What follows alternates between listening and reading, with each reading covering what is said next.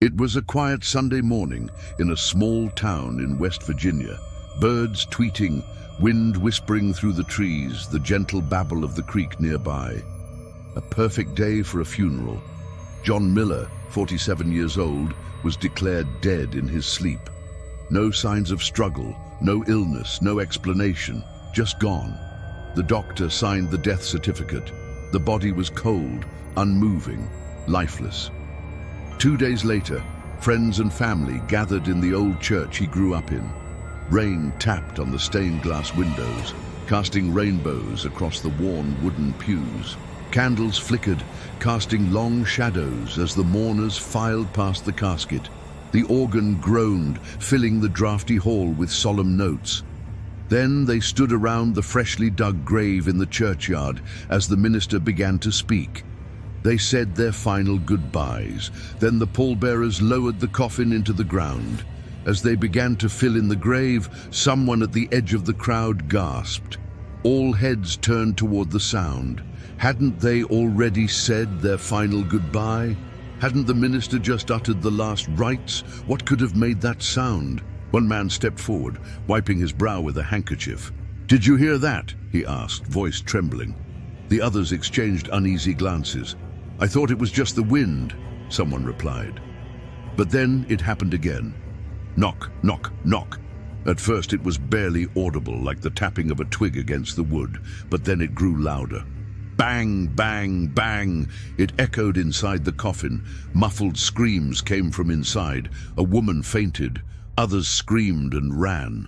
A young man raced forward, his face pale but determined. He lunged for the casket, his fingers scrabbling for purchase on the rough wood. "Open it!" he shouted, voice cracking. "We have to open it!" But it wasn't so easy. The heavy lid was stuck fast, as if something didn't want them to disturb whatever rested inside. The air grew thick with tension and fear. Finally, with a Herculean effort, the young man forced the lid open. Inside lay John, eyes wide open, chest rising fast. He was alive. The crowd surged forward, their faces etched with shock and disbelief. John struggled to speak, his voice hoarse. "Help me," he whispered. But when they looked into his eyes, they saw not just the wild panic of someone who had cheated death, but something else, something chilling. He was staring straight ahead at something only he could see. His gaze was fixed, his expression filled with terror. "What's wrong?" someone cried out, reaching for him. But as they touched John, he recoiled as if burned. "Don't," he rasped, his eyes never leaving the spot in front of him. "He's here! He's here now!" he choked out, tears streaming down his face. "He's coming for me!" The people standing around John were confused and frightened. Was this a trick? Some kind of cruel joke? Was John really seeing something they couldn't? A doctor stepped forward, kneeling beside the casket. He examined John's eyes, listened to his rapid heartbeat. "He's alive," the doctor announced. "But how? This is a miracle, a medical marvel." But John shook his head frantically. "No, it's not," he whispered. "He brought me back. He wants me back."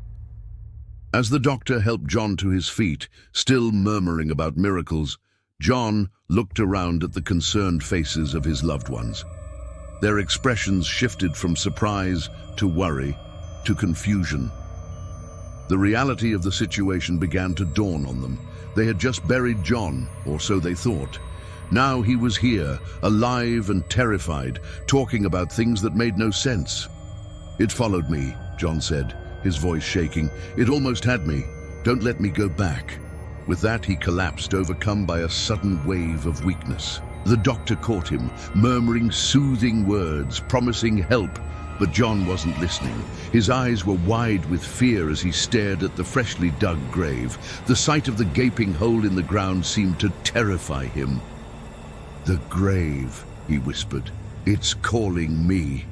As the townspeople gathered around, discussing in hushed tones what to do next, John sat up. His eyes, though still filled with fear, were now clear and focused. When he spoke, his voice was weak but resolute. "I have to tell you what I saw," he said. "I have to warn you. The townspeople looked at each other, concern etched on their faces. Some nodded, urging him to continue. Others, still shaken by the earlier shock of his apparent resurrection, were hesitant. But John was insistent. "Please," he said, "you need to know what I saw. It will come for me again. I can feel it. And if I don't tell you what it is, it might be too late for all of us." John took a deep breath, trying to steady himself. "When I went to the place between," he began, his voice trembling, "the veil was thin. I saw things I never imagined possible." He paused, as if struggling to find the words. "There are places," he continued, "where the boundary between this world and the next is almost non-existent. When I died, my soul, I think, got caught between those worlds." He shuddered, as if reliving the experience. "And what I saw in that space," he whispered, "it was horrible, horrifying." The townspeople leaned closer, captivated by John's story despite their mounting terror. "I saw beings," John continued, his eyes wide with fear, "things that shouldn't exist. They were drawn to me, trying to pull me through, trying to drag me to their world." He gestured vaguely with his hands, as if trying to depict the indescribable. "They were waiting for me in that grave. It's a gateway," he said, his voice barely above a whisper. "A gateway to where I was going. They wanted me to stay there, to go there." The townspeople gasped. The idea that their peaceful town was a portal to hell was terrifying. John, still shaking, reached out a hand as if grabbing onto a life raft. "Please," he said, "don't let me go back. Don't let it take me." As John spoke, the townspeople felt a chill run down their spines. They had always considered their town to be just that, a simple, sleepy town. The thought that it harbored something so sinister, so terrifying, was unnerving. "How can we stop it?" someone asked, their voice shaking. "How do we close the gate?" John looked up, his eyes filled with desperation. "I don't know," he whispered, "but if we don't do something, it will drag more of us through. It won't stop. It will keep coming for more souls, pulling them into its darkness." A heavy silence fell over the group. They were trapped in a nightmare, unsure of how to wake up. The idyllic town they had always known was a facade. Beneath its surface lay a darkness so terrifying it could reach out, touch them, and drag them into its abyss. They needed to act, but what could they do? John, the doctor, and the few brave souls who believed John's story decided they would try anything to save the rest of the town. The problem was, they didn't know exactly what they were dealing with. They had no idea how to close the gate John spoke of. They were up against an evil they couldn't see, an evil that had already claimed one of their own. Still, they refused to give up. For them, it was a fight worth having. They explored ancient texts, consulted with religious leaders, reached out to anyone who might have an inkling about interdimensional gates. Every lead was a dead end. Every answer only raised more questions. Days turned into weeks, weeks into months. The memory of John's chilling tale hung over the town like a shroud. The townspeople lived in a constant state of fear, unsure of what lurked beneath their feet when the next soul would be taken. They had closed ranks after John's warning, supporting each other, trying to maintain a sense of normalcy. But the specter of the unseen evil that surrounded them was ever present. The silence of their town was now deafening. The friendly smiles strained. The laughter lacked joy.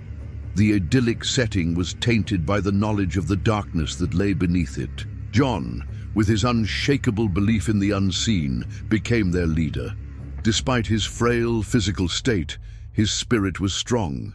He organized prayer meetings, created wards meant to repel the evil. He spent hours poring over ancient lore, seeking a way to seal the gate. But the more he learned, the deeper the darkness seemed to become. The gate, he discovered, was not just a portal, it was a prison. And what lay beyond, the things it kept contained, were far more terrible than they could imagine. They weren't just fighting to protect themselves, They were fighting to protect the very fabric of their world. If the creatures John had seen managed to break through, they wouldn't just take souls, they would destroy everything. The question was, could they stop it? Could they keep the gate shut? Or were they merely delaying the inevitable?